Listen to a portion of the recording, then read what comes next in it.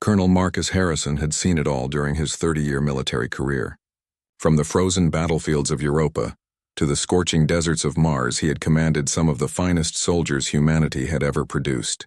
The Terran Defense Force shooting range at Fort Armstrong was his personal domain, where he tested the limits of human marksmanship against an increasingly hostile galaxy. The morning started like any other. The familiar sound of plasma rifles echoing across the underground facility filled the air as his elite SEAL team ran through their daily drills. These weren't ordinary soldiers. They were genetically enhanced super soldiers, each one capable of feats that would have been impossible for baseline humans just a century ago. Their reflexes were lightning fast, their aim deadly accurate, and their tactical awareness bordered on precognitive. Harrison watched with satisfaction as Sergeant Williams put 3 consecutive shots through a target the size of a coin at 500 meters. The plasma bolts left glowing trails in the air before striking their marks with surgical precision. Next to him, Corporal Zhang was demonstrating his mastery of the new gravitational deflection rifles, bending his shots around obstacles to hit targets that weren't even in his direct line of sight. The colonel's complacency was shattered when his aide, Lieutenant Torres, approached with an unusual request form clutched in her hands. Her expression was a mixture of confusion and barely suppressed amusement. "Sir, we have a rather unique situation," Torres began, trying to maintain her professional composure. "There's a civilian request to use the advanced combat range. It's been approved by General Morrison himself." Harrison raised an eyebrow. Civilian access to military facilities was rare enough, but the advanced combat range was reserved for only the most elite units. The courses there were designed to push enhanced soldiers to their absolute limits, incorporating zero-gravity environments, hostile alien terrain simulations, and weapons that could level city blocks. "What kind of civilian?" Harrison asked, taking the form from Torres.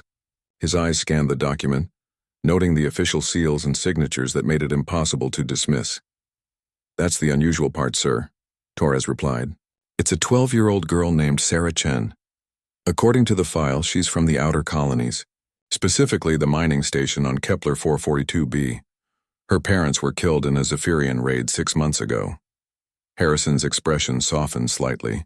The Zephyrian attacks on outer colony settlements had been increasing in frequency and brutality.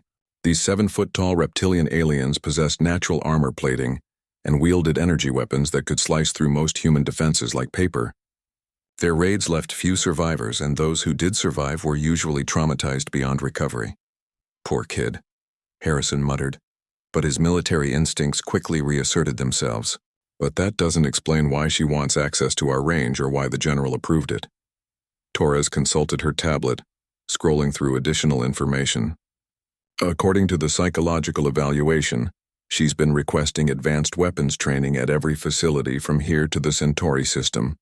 Most places turned her away, but apparently she demonstrated some unusual abilities during the initial screening process at the recruitment center."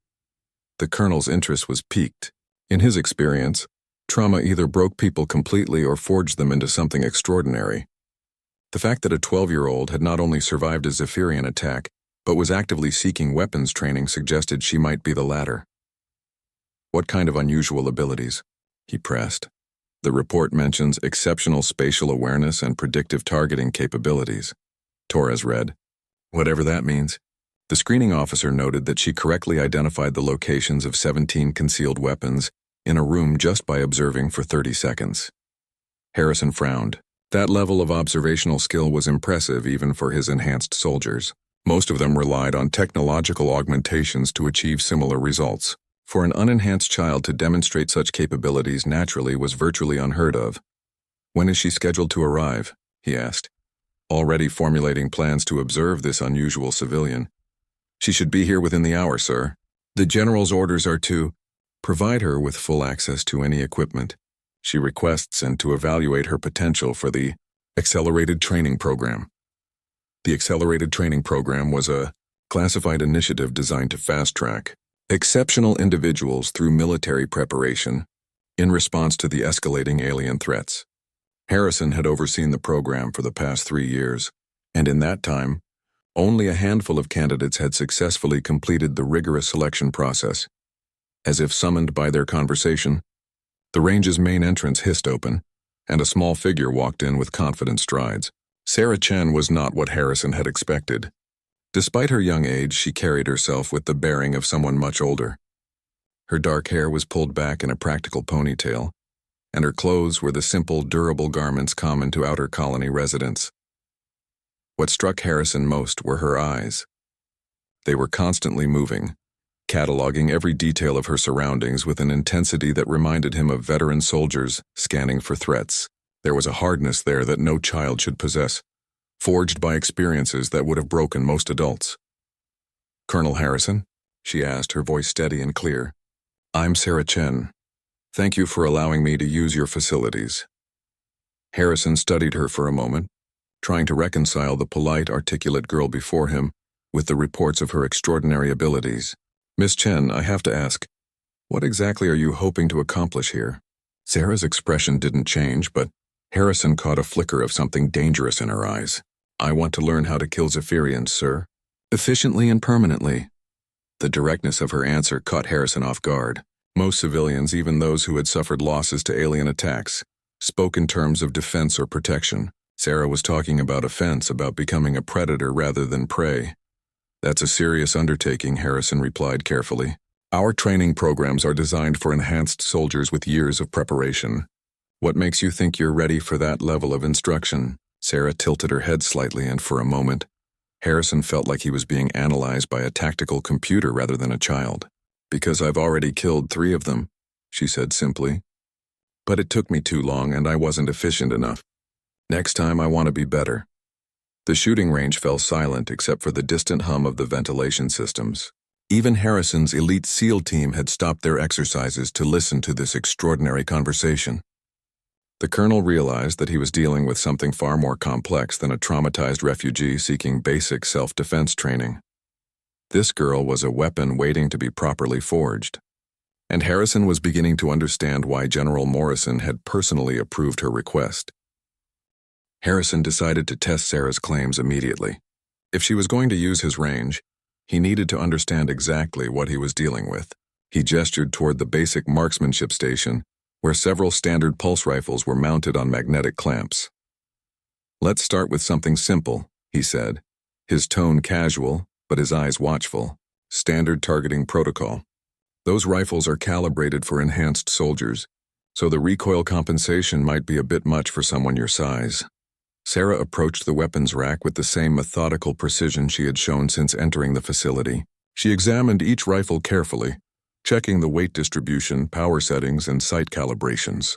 Her movements were economical and purposeful, lacking the hesitation or uncertainty Harrison expected from a civilian.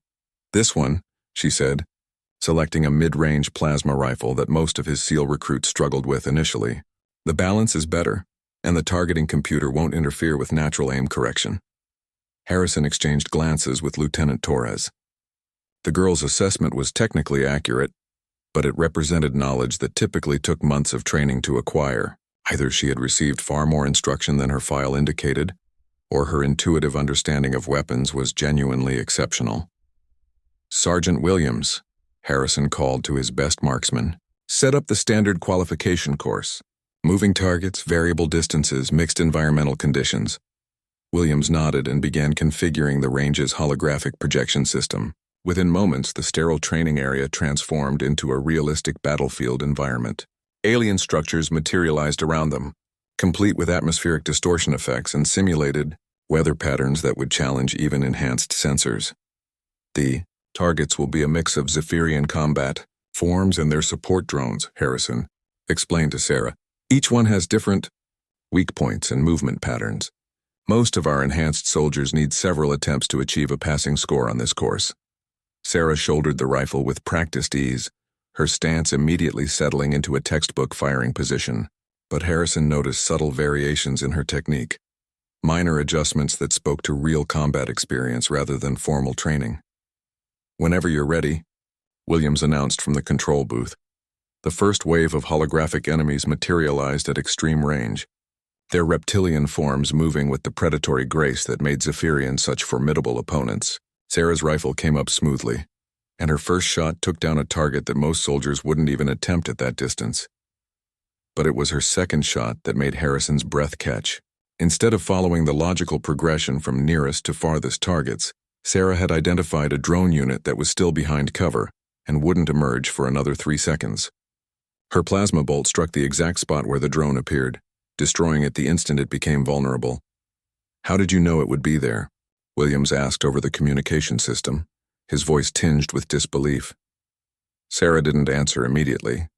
She was already tracking her next targets, her rifle moving in smooth arcs that seemed to anticipate enemy movements before they happened.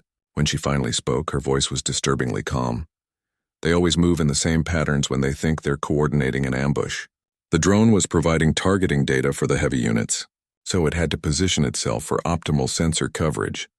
Harrison watched in growing amazement as Sarah systematically dismantled the combat simulation. Her shot placement was surgical, each bolt striking the precise points that would disable or destroy her targets most efficiently. More importantly, she was demonstrating tactical awareness that should have been impossible without enhanced neural processing. The final wave included a simulation of a Zephyrian war chief, a massive creature equipped with personal shielding and adaptive armor. Most qualified soldiers approached such targets with heavy weapons or coordinated team tactics. Sarah simply adjusted her rifle's power setting and put 4 shots into a seemingly random point on the creature's torso. The war chief collapsed, its shield generators overloading in a cascade of sparks and electrical discharge. "Impossible," Corporal Zhang muttered from where he had been observing. "Those shield generators are supposed to be random frequency rotation. There's no way to predict the vulnerable points." Sarah lowered her rifle and turned to face Harrison. "There's always a pattern," she said matter-of-factly. "The generators cycle through 7 primary frequencies, but they have to maintain a brief overlap period during transitions to prevent complete shield collapse. If you time it correctly, you can hit them during the microsecond gap." Harrison stared at her in silence. What she had just described was theoretical knowledge that most of his tactical specialists struggled to understand, let alone apply in real-time combat situations. For a 12-year-old to demonstrate such comprehension was beyond remarkable. It was revolutionary. "How long did it take you to figure that out?" he asked. "About 30 seconds after I saw my first war chief," Sarah replied. "I watched it kill my parents, so I had time to observe its defensive patterns before I managed to bring it down." The casual way she mentioned her parents' death sent a chill through everyone present. Harrison realized that this girl had not only survived one of the most traumatic experiences imaginable, but had turned it into a learning opportunity. She had weaponized her grief and transformed her trauma into tactical knowledge. "Sarah," he said carefully, "what exactly happened on Kepler 442b?" For the first time since her arrival, Sarah's composure seemed to waver slightly, her eyes distant as if she was seeing something far beyond the walls of the shooting range. "The attack started at dawn," she began, her voice taking on the flat, emotionless tone of someone recounting traumatic memories. "The Zephyrians came through the outer perimeter like it wasn't even there. Their ships disabled our communications array first. Then they started systematic destruction of the mining infrastructure." She paused, her grip tightening on the rifle she still held. "My parents were part of the emergency response team. They told me to hide in the maintenance tunnels and wait for evacuation. I watched through a service grate as 3 war chiefs cornered them in the main plaza." Harrison found himself holding his breath, recognizing the tone of someone who had witnessed unspeakable horrors. "They fought back," Sarah continued, "used everything they had. Pulse grenades, armor-piercing rounds, even attempted to overload a power conduit to take the Zephyrians with them. Nothing worked. The aliens just kept coming, adapting to every tactic my parents tried." She looked directly at Harrison, and he saw the cold fire that burned behind her young features. "That's when I realized that humans have been approaching this war all wrong. We've been trying to match their technology and their physical advantages, but we're not better than them because we're stronger or faster. We're better because we can think in ways they can't. We can see patterns they miss and adapt faster than their rigid military doctrines allow." Harrison felt a chill run down his spine. This was not the thinking of a traumatized child seeking revenge. This was the analysis of a strategic mind that had identified fundamental flaws in humanity's approach to the alien conflict. Harrison realized he needed to see Sarah's capabilities against his best soldiers to truly understand what he was dealing with. The basic qualification course had been impressive, but it didn't compare to the advanced tactical scenarios his SEAL team regularly faced. "Sergeant Williams," he called out, "I want you to run a live fire exercise with Miss Chen. Standard urban warfare simulation, but you can use all of your enhanced capabilities." Williams looked uncertain. "Sir, with respect, running a full capability exercise against a civilian, especially a child, seems inadvisable. My reaction time is enhanced to superhuman levels, and my targeting systems are exactly why this test is necessary," Harrison interrupted. "If Miss Chen is going to train with us, I need to know how she performs against enhanced opposition." Sarah set down her rifle and approached the equipment locker where the more advanced weapons were stored. Without hesitation, she selected a compact assault rifle designed for close-quarters combat and began checking its systems with the efficiency of a veteran soldier. "What are the engagement rules?" she asked, her voice betraying no concern about facing an enhanced super soldier. "Modified non-lethal rounds, full sensory simulation," Harrison replied. "The range's safety protocols will prevent actual injury, but the feedback systems will register hits accurately. First to score 3 confirmed neutralizations wins." Williams suited up in his full combat gear, including the enhanced armor that provided protection against most small arms fire. His helmet's targeting display linked directly to his enhanced nervous system, giving him reaction speeds that bordered on the impossible. The sergeant had never lost a one-on-one engagement during his 5 years with the SEAL team. The range reconfigured itself into an urban environment, complete with multi-story buildings, abandoned vehicles, and complex sightlines that favored tactical maneuvering over raw firepower. Both participants were equipped with sensors that would track their movements and register successful hits. "Begin exercise," the range computer announced. Williams immediately activated his enhanced speed, protocols, and disappeared into the maze of buildings, moving with the fluid grace of someone whose muscles and reflexes had been optimized far beyond baseline human capability. His enhanced hearing picked up the subtle sound of Sarah's footsteps as she moved in the opposite direction. For the first 30 seconds, the engagement followed predictable patterns. Williams used his superior mobility to gain elevated position, while his enhanced sensors tracked Sarah's thermal signature through the building walls. He had faced similar scenarios thousands of times and expected to end the exercise quickly. His confidence evaporated when his sensors indicated that Sarah had simply vanished. "Range control. Are you still tracking the civilian participant?" Williams subvocalized into his communication system. "Affirmative," came the reply. "Target is still active and in play." Williams frowned behind his helmet's display. His enhanced sensors should have been able to track any baseline human within a 3-kilometer radius. Yet Sarah had somehow managed to disappear completely from his detection grid. He began a systematic search pattern, using his superhuman speed to clear buildings and potential hiding spots with military precision. His enhanced hearing picked up every sound in the environment: the artificial wind through broken windows, the settling of debris, even the electrical hum of the range's projection systems. What he didn't hear was the almost inaudible whisper of Sarah's modified rifle firing from a position that should have been impossible.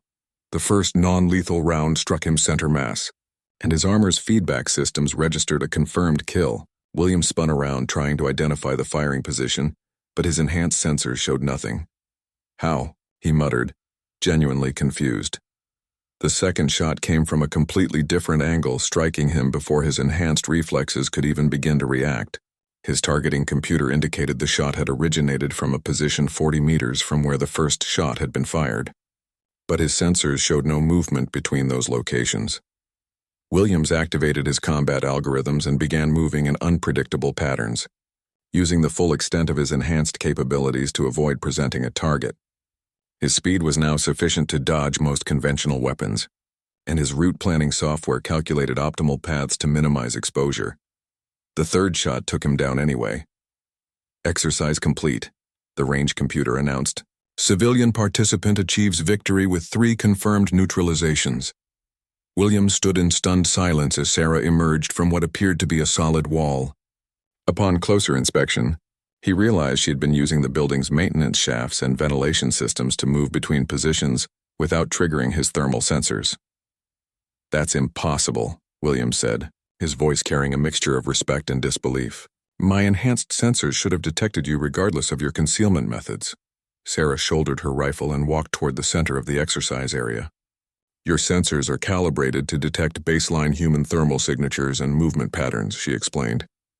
But humans can learn to control their thermal output and move in ways that don't match your detection algorithms. Harrison watched the exchange with growing amazement.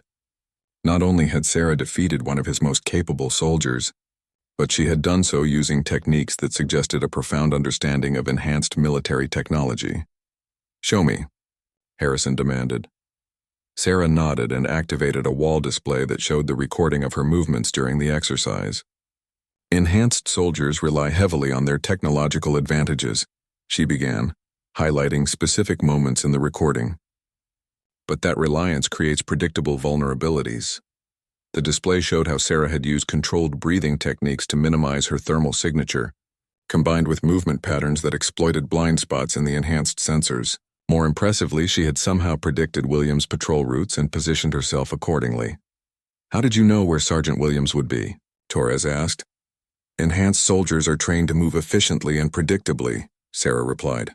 Their movement algorithms prioritize speed and tactical advantage, but they follow logical patterns. Once you understand the decision matrix, you can predict their likely positions. Harrison felt a chill as he realized the implications of what he was witnessing. Sarah hadn't just defeated Williams through luck or improvisation. She had systematically analyzed the capabilities and limitations of enhanced soldiers and developed counter-tactics that exploited their dependence on technology. Miss Chen, he said slowly, how many enhanced soldiers have you observed in combat? None, Sarah replied. But I've studied the tactical reports from Zephyrian engagements. The aliens use similar enhancement technologies, and I've had to develop methods to counter them. The weight of her statement hit Harrison like a physical blow. This 12-year-old girl had not only survived multiple encounters with enhanced alien warriors, but had developed tactical innovations that could revolutionize human military doctrine. Corporal Zhang, Harrison called out. You're next. Zhang stepped forward, his expression grim. Unlike Williams, he had witnessed Sarah's performance and would not underestimate her capabilities. Permission to use gravitational deflection weapons, sir? Granted, Harrison replied. Full combat protocols. Zhang's specialized equipment allowed him to bend the trajectory of his shots around obstacles, making traditional cover ineffective. His enhanced targeting systems could calculate complex ricochet patterns and deliver shots that seemed to defy physics. The urban environment reconfigured itself into an even more complex maze, with multiple levels and interconnected passages that would test both participants' tactical abilities to their limits. This should be interesting, Torres murmured. Harrison nodded, but his confidence in his enhanced soldiers was beginning to waver. Sarah had already demonstrated capabilities that challenged everything he thought he knew about human potential. He was beginning to suspect that the next engagement would be even more revealing than the last. Zhang's engagement with Sarah began differently than Williams had. Where Williams had relied on speed and sensor superiority, Zhang employed a more methodical approach, using his gravitational deflection weapons to control the battlefield from a distance. His first shot curved around 3 separate obstacles before striking, the wall exactly where Sarah had been standing moments before.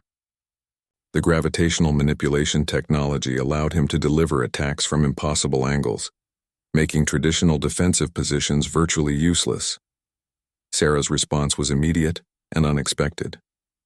Instead of seeking better cover, she began moving in patterns that seemed almost random.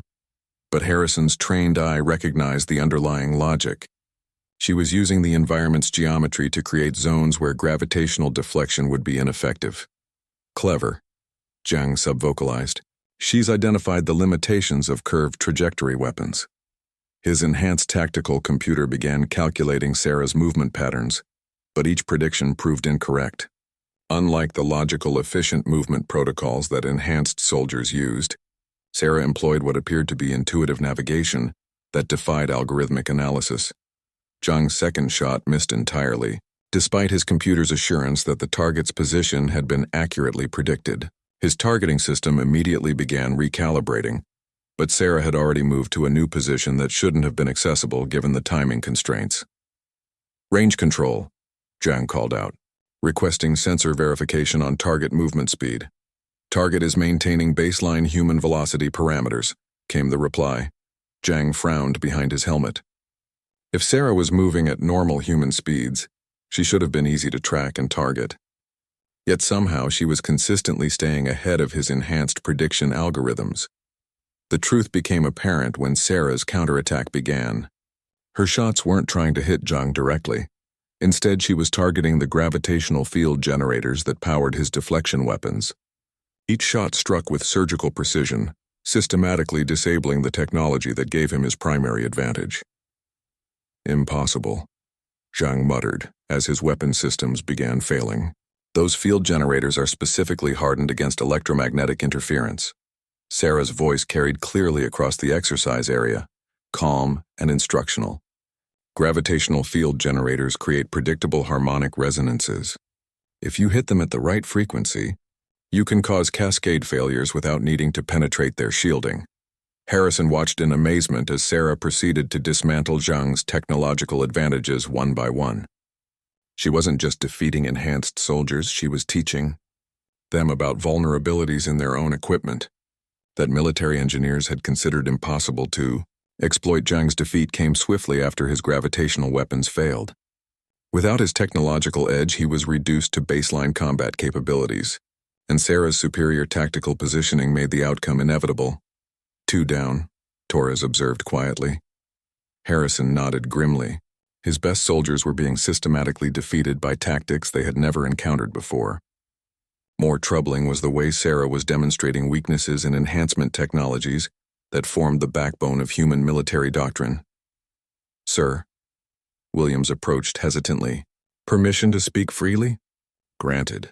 This girl isn't just talented, Williams said, his voice carrying a mixture of respect and concern. She's operating on a completely different level. It's like she's seen the future of warfare and the rest of us are still fighting yesterday's battles. Before Harrison could respond, an alarm began sounding throughout the facility. The range's emergency lights activated, bathing everything in red illumination as automated systems locked down the training areas. Colonel Harrison to Command Center, came the urgent voice over the communication system. Priority Alpha alert. We have incoming Zephyrian battlecruisers detected at the edge of the system. All enhanced combat units report to battle stations immediately. Harrison felt his blood run cold. Zephyrian attacks on core human worlds were unprecedented. Their raids had been limited to outer colonies and mining stations, never approaching the heavily defended inner systems where major military installations were located. How many ships? He demanded. 12 battlecruisers, sir, with full support fleets. Estimated arrival time at Earth orbit is 6 hours. The magnitude of the threat was staggering. A single Zephyrian battlecruiser could devastate most human installations. 12 represented an invasion force capable of challenging Earth's entire defensive grid. Sarah's voice cut through the chaos with disturbing clarity. They're not here for conquest, she said, her young features grave. This is a hunting expedition. Everyone turned to stare at her. What do you mean? Harrison asked. The Zephyrians have been analyzing human combat capabilities through their raids on outer colonies, Sarah explained. They've been studying our enhancement technologies, our tactical doctrines, our defensive strategies. Now they're confident enough to test their countermeasures against our most advanced forces. Harrison felt a chill of recognition. Sarah's analysis matched intelligence reports that had been classified at the highest levels. Information that a 12-year-old civilian should have had no access to. How do you know that? Torres demanded. Sarah's expression became distant, as if she was accessing memories that caused her pain. Because I've seen their tactical planning computers. During the attack on my colony, I managed to access one of their command ship's data systems while they were processing the battle aftermath. The room fell silent except for the continuing emergency alarms. What Sarah was describing was impossible. Zephyrian computer systems used quantum encryption protocols that human technology couldn't even detect, let alone penetrate. That's classified information, Harrison said slowly. Zephyrian quantum computing capabilities are theoretical at best. Not theoretical, Sarah replied matter-of-factly. Their quantum processors use biological neural networks grown from their own brain tissue. The encryption isn't mathematical, it's biological. But human intuition can sometimes interpret patterns that their biological computers can't anticipate. Harrison stared at her in shock. What she had just described was not only classified beyond the highest security levels, but it represented intelligence that human forces had been trying to gather for decades. "Colonel," Williams interrupted urgently, "if Miss Chen is correct about this being a hunting expedition, then our enhanced forces are walking into a trap. The Zephyrians will have developed specific countermeasures for our enhancement technologies." The implications hit Harrison like a physical blow. If the aliens had indeed been studying human enhancement techniques, then the very capabilities that made his SEAL team superior to baseline humans would become liabilities in the coming battle. "Sarah," he said quietly, "if you're right about their intentions, do you have any tactical recommendations?" For the first time since her arrival, Sarah smiled. It was not a pleasant expression. "Yes, sir. But you're not going to like them." Harrison looked around at his enhanced soldiers, seeing them suddenly not as humanity's greatest weapons, but as obsolete technology about to face an enemy that had learned to counter their every advantage. "Tell me," he said. Sarah walked to the range's tactical display and began calling up star charts and fleet deployment patterns. "First, you need to understand that everything you think you know about Zephyrian combat capabilities is wrong. They've been deliberately limiting their performance during previous engagements to gather intelligence while appearing less capable than they actually are." She highlighted specific sectors of space around Earth's defensive perimeter. "Their true fleet strength is approximately 3 times what your intelligence estimates suggest. The 12 battle cruisers you've detected are the advance force. The main fleet is positioned here, here, and here using gravitational masking to avoid detection." Harrison's blood went cold as he realized the scale of what Sarah was describing. If she was correct, humanity was facing not just a raid, but a full-scale invasion by an enemy far more capable than anyone had imagined. Sarah's tactical briefing continued with devastating precision. She highlighted vulnerabilities in Earth's defensive grid that Harrison hadn't even considered, explaining how Zephyrian adaptive technology could neutralize humanity's most advanced weapon systems. "Your orbital defense platforms rely on focused plasma arrays," Sarah pointed out, manipulating the holographic display to show energy flow patterns. "But Zephyrian ships use distributed absorption fields that can actually convert incoming plasma energy into power for their own weapon systems." Harrison felt his worldview crumbling. "That's impossible. Our intelligence reports indicate they use conventional armor plating." "That's what they wanted you to think," Sarah replied. "Every engagement with human forces has been a learning experience for them. They've been analyzing our weapon signatures, studying our tactical responses, and developing countermeasures while appearing to struggle against our technology." Williams stepped forward, his enhanced brain processing the implications. "If that's true, then our entire military doctrine is based on false assumptions." Sarah nodded grimly. "Worse than that, the Zephyrians have identified the critical weakness in human enhancement technology, the reliance on predictable algorithms and centralized processing. Enhanced soldiers are actually easier to counter than baseline humans because their responses follow logical patterns." Torres looked confused. "But enhanced soldiers have superior reaction times, better accuracy, stronger tactical awareness, all of which are generated by computer systems that can be analyzed and predicted," Sarah interrupted. "Zephyrian combat computers have been studying enhanced human behavior for months. They know exactly how your soldiers will respond to specific stimuli." Harrison's communication system crackled to life. "Colonel, this is Admiral Chen aboard the Orbital Command Station. We need your SEAL team deployed to the outer defensive perimeter immediately. The Zephyrian fleet is accelerating their approach." "Admiral," Harrison replied, "I have reason to believe our enhanced forces may be walking into a trap. Request permission to brief you on new intelligence regarding Zephyrian capabilities." "Negative, Colonel. We don't have time for theoretical discussions. Deploy your team now." Harrison looked at Sarah, seeing in her young face the weight of knowledge that could save humanity or watch it burn. "Sarah, if you're right about their capabilities, what do you recommend?" Sarah's fingers moved across the tactical display with practiced efficiency. "You need to deploy baseline human forces using unpredictable tactics. No enhancement technologies, no computer-assisted targeting, no algorithmic decision-making, pure human intuition and adaptability." "That's suicide," Zhang protested. "Baseline humans can't match Zephyrian physical capabilities." "They don't need to," Sarah replied calmly. "Zephyrians have become dependent on their ability to predict human behavior. If you can act in ways their combat computers can't anticipate, their superior physical capabilities become irrelevant. She highlighted specific attack vectors on the display. Look at their fleet formation. It's optimized to counter enhanced human tactics. Concentrated firepower, coordinated targeting systems, predictable movement patterns. But it has critical vulnerabilities to chaotic, intuitive attacks. Harrison made a decision that would either save Earth or doom it.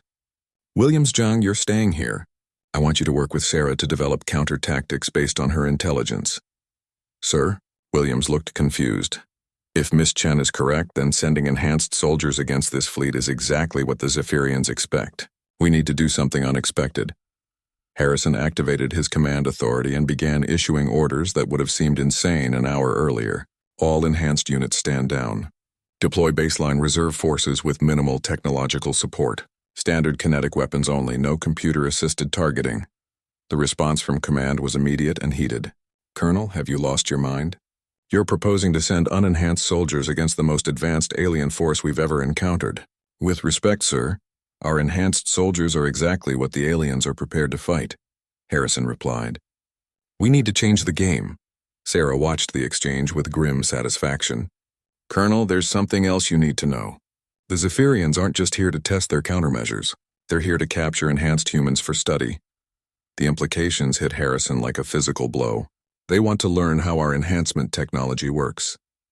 More than that, Sarah continued, they want to understand human creativity and adaptability well enough to replicate it artificially.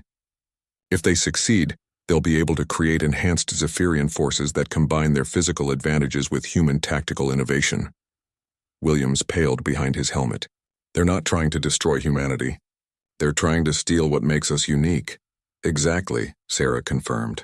And if they capture enough enhanced soldiers, they'll have everything they need to succeed. Harrison's tactical mind began working furiously. But if we deny them that opportunity, if we fight them with capabilities they haven't studied, then we force them to adapt in real time, Sarah finished. And real-time adaptation is where human creativity excels over algorithmic processing. The facility's emergency systems announced an update. All units, enemy fleet has entered the outer system. Engagement in 3 hours.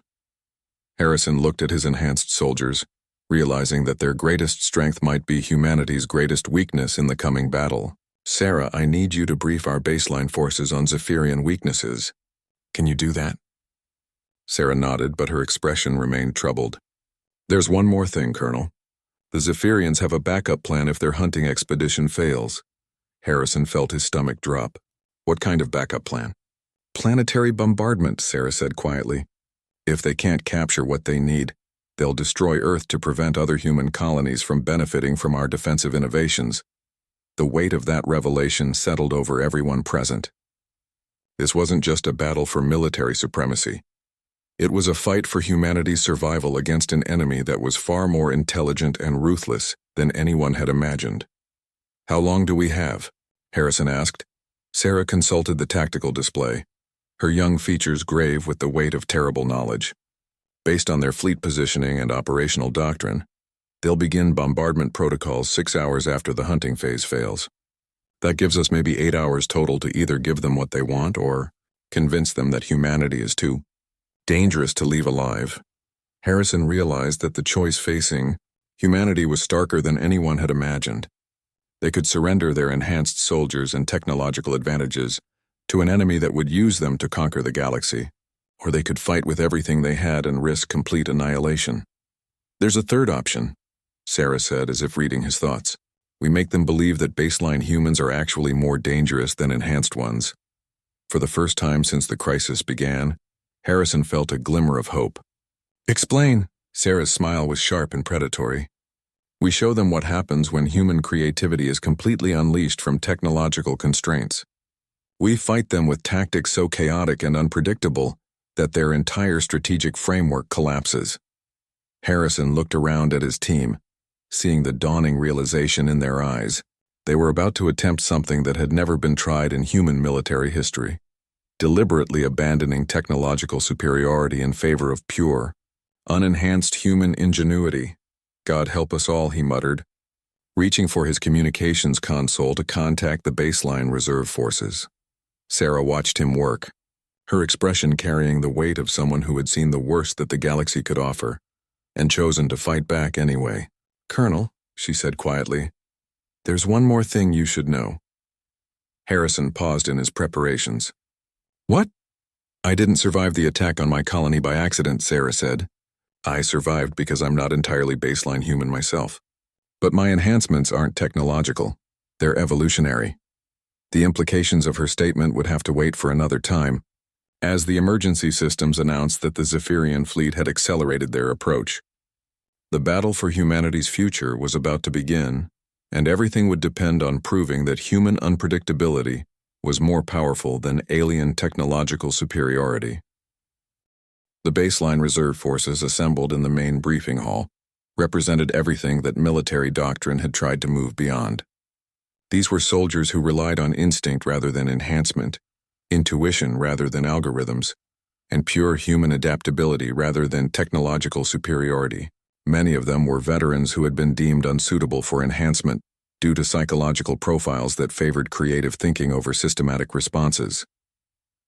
Sarah stood before 200 unenhanced soldiers, her small figure dwarfed by the assembled force, but when she began to speak, her voice carried an authority that commanded absolute attention. "Everything you've been taught about the Zephyrians is wrong," she began without preamble. "They're not the primitive warriors your briefings described. They're sophisticated strategists who have been studying human behavior for years, and they're expecting to fight enhanced soldiers using predictable tactics." She activated the room's holographic display, showing detailed analyses of Zephyrian combat behavior that contradicted official intelligence reports. Their physical advantages are real, but they're not insurmountable. What makes them dangerous is their ability to predict and counter human tactical responses. Captain Rodriguez, a grizzled veteran who had been passed over for enhancement due to his unorthodox approach to warfare, raised his hand. "Miss, with all due respect, how does a kid know more about alien tactics than our intelligence services?" Sarah's expression didn't change, but Harrison noticed the subtle tension in her posture. "Because I've killed more Zephyrians than most of your enhanced soldiers, Captain, and I did it without any technological advantages." She manipulated the display to show the alien fleet's current position and movement patterns. "The Zephyrians expect human forces to use concentrated firepower, coordinated attacks, and defensive formations designed to maximize technological advantages. Instead, we're going to use chaos." Lieutenant Murphy, another unenhanced veteran, leaned forward. "What kind of chaos?"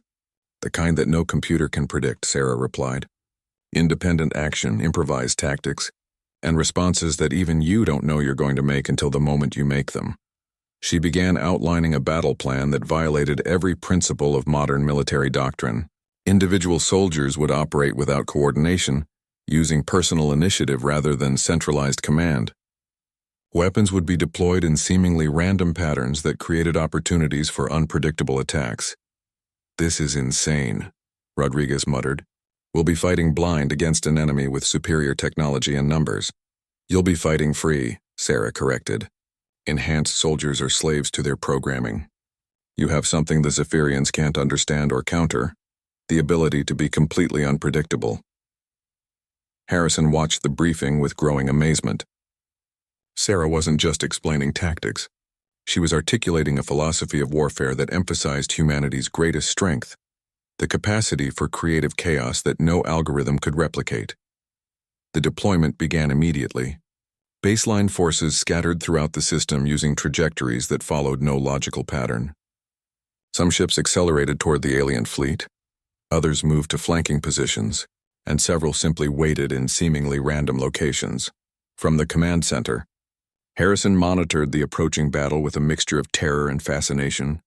The Zephyrian fleet maintained its formation, clearly confident in their ability to handle whatever human forces they encountered.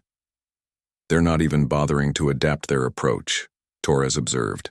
"They're treating this like a routine engagement." Sarah, now wearing a communication headset that linked her to the scattered human forces, smiled grimly. "That's exactly what we want. Let them think they understand what they're facing." The first contact came when Corporal Blake, operating a single-man fighter craft, suddenly accelerated directly toward the alien flagship. His approach vector made no tactical sense, and his ship's weapons were insufficient to damage the massive Zephyrian vessel. The aliens responded with concentrated firepower, designed to eliminate Blake's ship quickly and efficiently. But Blake had already changed course, using his ship's debris field as cover while he deployed a payload that the Zephyrians couldn't have anticipated. What did he just do? Harrison asked. He released a cloud of metallic chaff mixed with biological spores from Earth, Sarah explained. The Zephyrians' sensors will read it as debris, but the spores will begin reproducing using trace elements in their hull plating. Within minutes, the alien flagship's exterior began showing signs of corrosion as Earth bacteria, adapted for space survival, started consuming the ship's outer layers. The biological attack was completely outside Zephyrian tactical parameters. More unenhanced soldiers began implementing similarly chaotic strategies. Lieutenant Garcia used gravitational slingshot maneuvers around asteroids to achieve impossible attack angles. Sergeant Kim deployed weapons in patterns that seemed random, but created overlapping fields of destruction that the aliens couldn't predict or counter. The Zephyrian response was initially methodical, following their prepared countermeasures for enhanced human forces. But as the engagement continued, their formations began showing signs of strain. Their tactical computers were designed to process logical responses to predictable threats, not to handle the kind of creative chaos that unenhanced humans could generate. They're starting to adapt, Torres warned as the alien fleet began changing its formation. Too late, Sarah replied, monitoring communications from the scattered human forces. Adaptation requires time to analyze patterns. But our forces aren't following patterns. They're making it up as they go along. The battle reached its climax when the Zephyrian fleet commander made a critical error.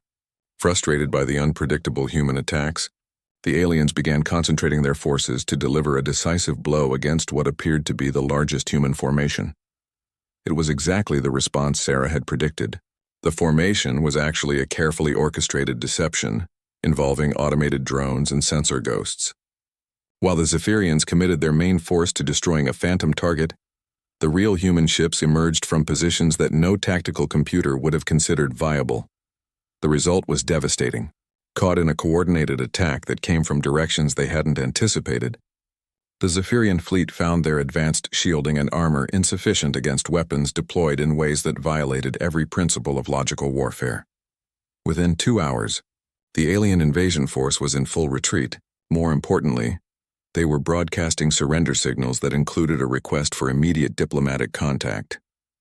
They want to talk, Harrison said, monitoring the alien communications. Sarah nodded, unsurprised. They've realized that humans are more dangerous than they calculated. Enhanced soldiers they could study and counter. But baseline humans operating without technological constraints represent a threat they can't quantify. The immediate crisis was over. But Harrison realized that the implications of what had just happened would reshape humanity's approach to galactic warfare.